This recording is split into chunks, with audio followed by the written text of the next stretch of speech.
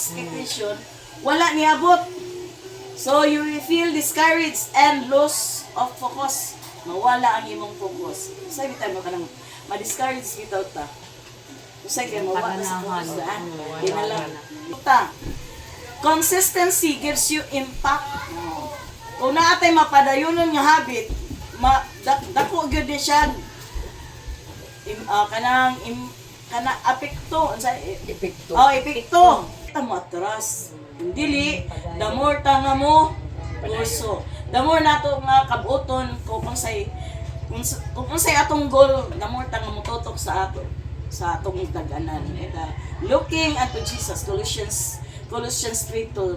Set your affection on things above, not on earthly things. Diri sa atong sa kalibutan, tutok kung unsay atong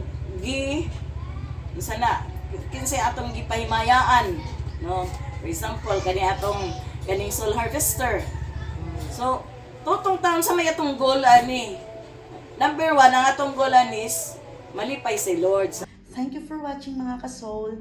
Please don't forget to follow our page, likes, comments, and share, and follow our TikTok account and subscribe our YouTube channel. Thank you. God bless us all.